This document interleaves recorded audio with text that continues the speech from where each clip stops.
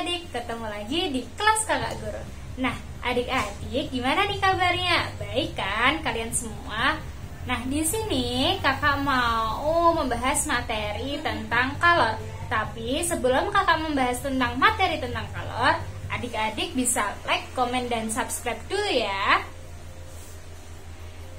Nah, buat adik-adik yang udah like, komen, dan subscribe, langsung aja kita membahas tentang materi kalor.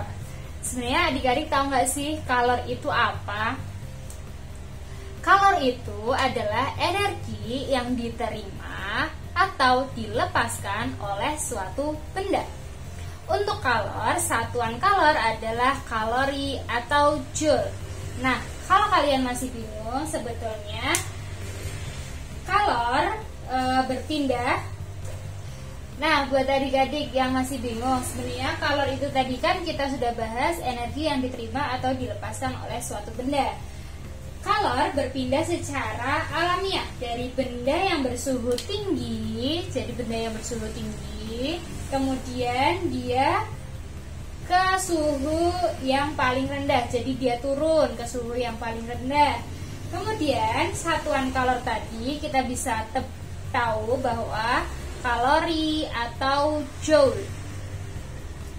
Nah, satu kalori adalah banyaknya kalor yang diperlukan untuk memanaskan 1 gram. Jadi satu kalori atau ini ya 4,2 joule ini dia yang diperlukan untuk memanaskan 1 gram air sehingga suhunya nanti naik menjadi 1 derajat.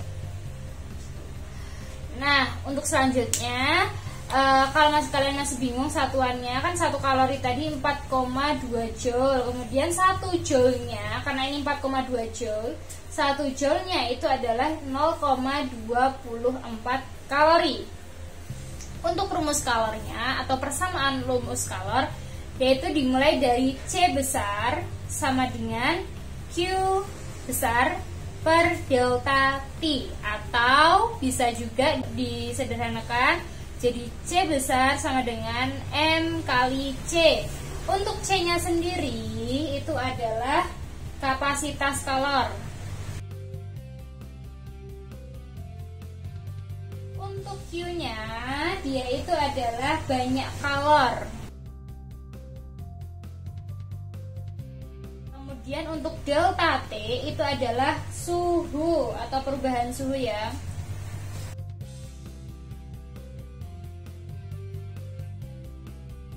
Nah, untuk menghitung kalor kalian bisa menggunakan QMC delta T. Selanjutnya kakak mau membahas tentang kalor lebur, kalor uap, dan asas Planck. Oke adik-adik, kemudian kali ini kakak mempunyai grafik suhu atau grafik suatu benda yang akan melepaskan kalor atau dia menerima kalor. Nah, di sini kakak punya gambar, yaitu di sini ada T, kemudian di sini ada T besar. Nih, di sini dia suhu atau perubahan suhu. Nah, di sini dia juga suhu. Kemudian di sini ada Q1, Q2, Q3, Q4, dan Q5. Nah, perbedaannya tuh apa sih, Kak? Kita ingat kembali bahwa di sini kita menggunakan asas Planck. Asas Planck itu apa, Kak? Asas Planck itu adalah Q lepas atau kalor yang dilepas sama dengan kalor yang diterima. Jadi apapun nanti kalau misalkan ada soal yang kalornya dilepas, kemudian itu sama dengan kalor yang diterima. Nah, di sini kakak mau jelaskan, kalau misalkan kalian mendapatkan soal seperti ini, kita cari dulu Q1-nya. Q1 itu dengan rumus MC delta T. Q1 ada di sini ya. Kenapa kok menggunakan MC delta T? Karena dia pasti di sini mempunyai massa. M itu adalah massa benda. Misalkan di sini S ya, kita mempunyai sebongkah es dengan massa 5 kilo misalkan ya. Itu nanti dia melepaskan kalor berapa. Nah, kemudian C itu adalah C yang di sini, dia adalah kalor jenis. Nah, kalor jenis ini tergantung apa yang ada di situ, benda apa yang ada di situ.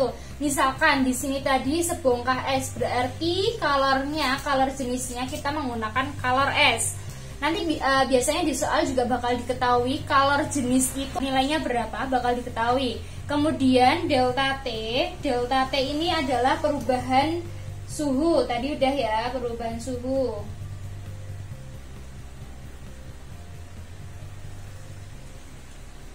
Kemudian kalau di sini tadi kita menggunakan Q1, yang kita cari Q1, kita menggunakan rumus MC delta T. Kemudian ada di 2. Nah, karena di sini tadi 1, benda dari 0 derajat, kemudian dia ke atas. Ke atas itu dia melepaskan kalor ya. Ke atas itu pasti melepaskan kalor. Nah, kemudian dari Q2, berarti dari 0 derajat sampai di sini. Q2 itu dari sini, titik sini ke sini, dia menggunakan M kali L, massa dikali L besar. L besar itu apakah? L besar itu adalah lebur. Di sini lebur ya. Ini adalah lebur. Jadi posisi di Q2 ini, S yang tadi kita punya, misalkan 5 kilo tadi, dari 0 dia melepaskan kalor, kemudian dia di sini melebur. Jadi ada proses melebur, jadi gini ya, dia prosesnya melebur.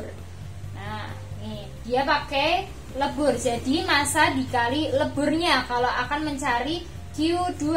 Q besar tadi apa? Q besar itu adalah kalor. Nah, Q besar ingat ya, Q itu adalah kalor.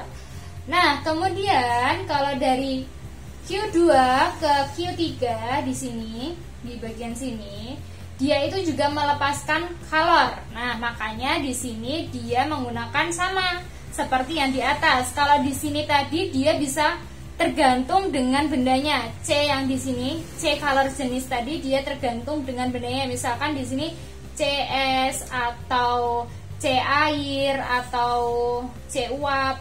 Itu tergantung dengan bendanya. Kalau dimulainya dari S, berarti di sini dengan kalor S.